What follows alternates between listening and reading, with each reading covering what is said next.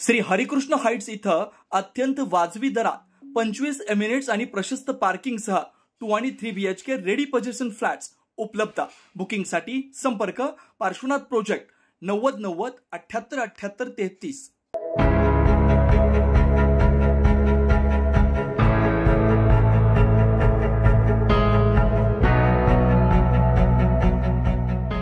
नाशिक शहरातील अनंत कान्हेरे मैदानावर आजपासून 4 दिवसीय रणजी सामन्यास सुरुवात होते। महाराष्ट्र विरुद्ध सौराष्ट्र असा सामना होणार आहे। या सामन्यात अंकित आणि जयदेव कॅप्टनशिप करणार आहेत। या सामन्याचं उद्घाटन नाशिक मध्यचे आमदार देवयानी फरांदे, आमदार सीमा हिरे यांच्या उपस्थितीत झालं। यावेळी नाशिक मध्ये होणाऱ्या रणजी सामन्यांकडे सर्वांचं विशेष लक्ष असल्याचं आमदार फरांदे यांनी सांगितलं।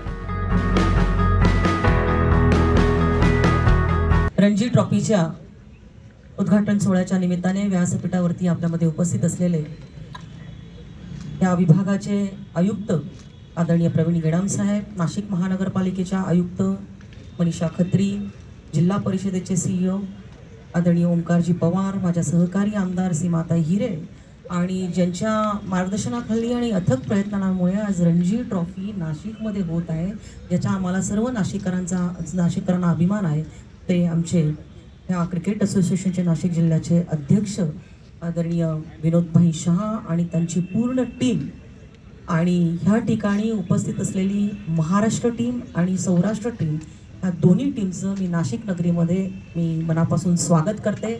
BCCIला मनापासून धन्यवाद देते की रणजी ट्रॉफी आपण नाशिकमध्ये घेण्यासाठीची संधी आम्हाला उपलब्ध करून दिली आणि इतक्या सुंदर ह्या ग्राउंडवरती ह्या रणजीचा सोहळा होतोय।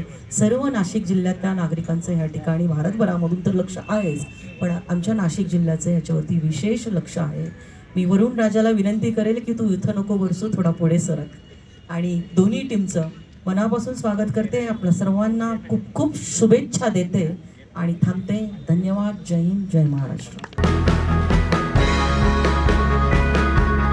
या उद्घाटनावेळी नाशिक महानगरपालिका आयुक्त मनीषा खत्री, विभागीय आयुक्त प्रवीण गेडाम, जिल्हा परिषद CEO ओमकार पवार उपस्थित होते। महाराष्ट्र विरुद्ध सौराष्ट्र म्हणजे सामन्याला थोड्याच वेळात सुरुवात होणार आहे। खेळाडू आता मैदानात दाखल झाले। विशेष म्हणजे ऋतुराज गायकवाड, पृथ्वीराज शॉ, जयदेव उनाडकर हे दिग्गज खेळाडू देखील यामध्ये सहभागी असणार आहेत। यामुळे नाशिकमध्ये होणारा रणजी सामना हा नाशिक जिल्ह्याचाच नव्हे तर संपूर्ण उत्तर महाराष्ट्राचं लक्ष लागलेलं आहे। 9 न्यूज महाराष्ट्रासाठी प्रतिनिधी इसाक कुरेशी, नाशिक।